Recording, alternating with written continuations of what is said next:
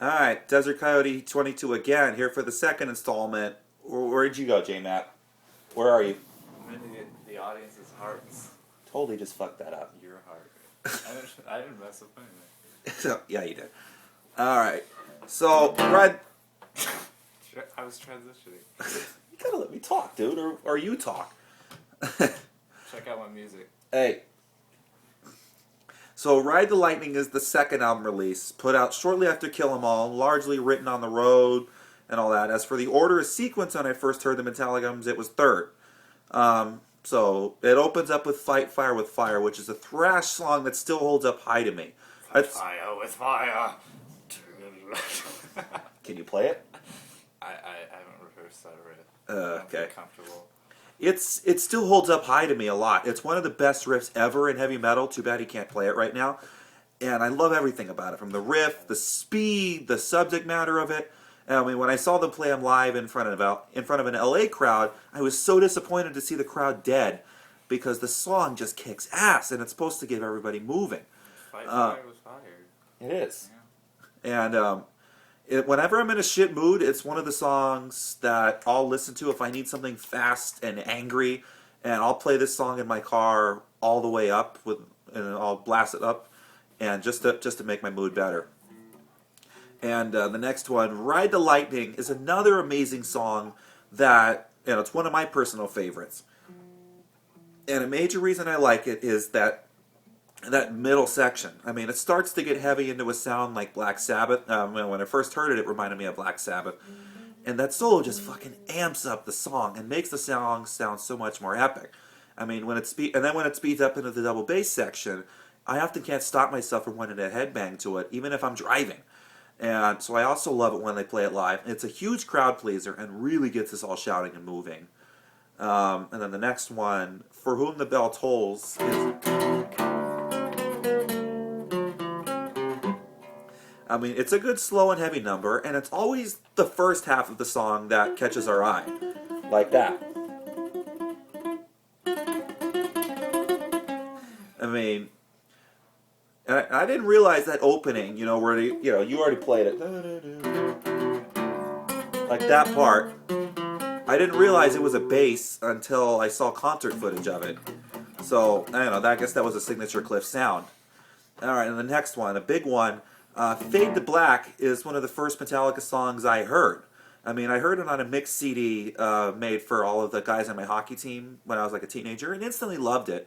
And it will always hold up no matter what. It's another personal song that I listen to if I have any dark feelings going on. And it's a song that does tend to make me feel better in those times, whether I've been in a depressed mood. I mean, what do you think? When you're sad. Yes, when I'm sad. You don't have anything to say about Fade to Black? I personally like Fade to Black mostly because it just reminds me of a personal time when I was sad. What? Okay, it was just a lot. Fine, copycat. All right, Trapped Under Ice. Check out You my have music. Okay, Trapped Under Ice. Don't you have an opinion on Trapped Under Ice? I hate Trapped Under Ice. Okay, Why? Here's my story. Guitar Hero 4 World Tour. Before he became a musician, by the way.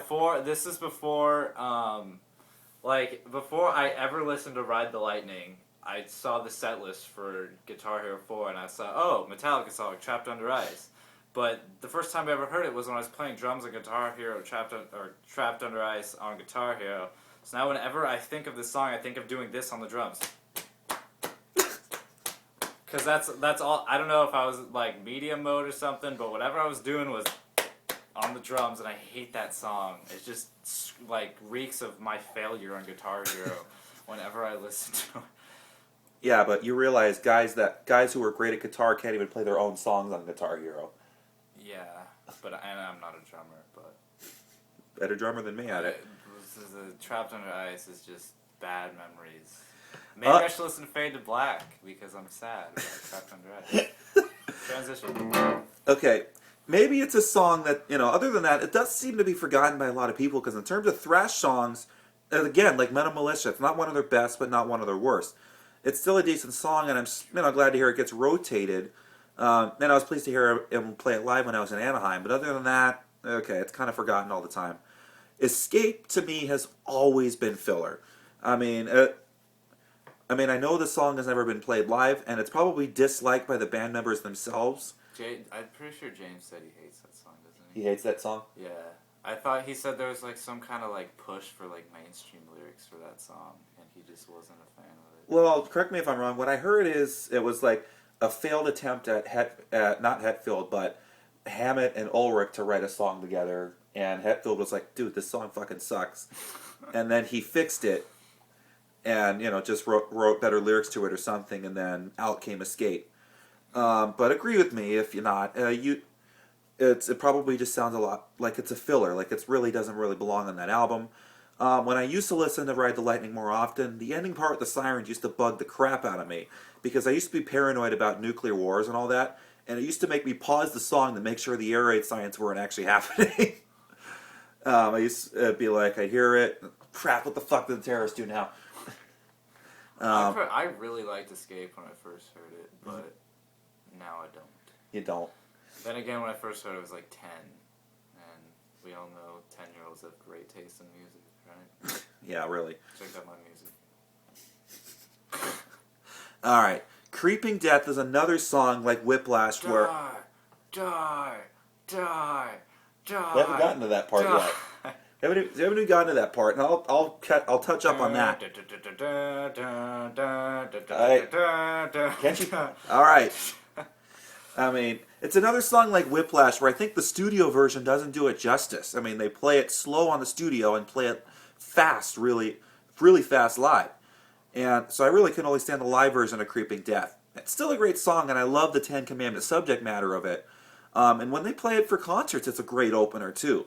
But when I saw them in Tucson, May of 2008, it was like a special one-off festival show where like they had Scars on Broadway on the bill, Apocalyptica was on the bill, in front of like 30,000 people.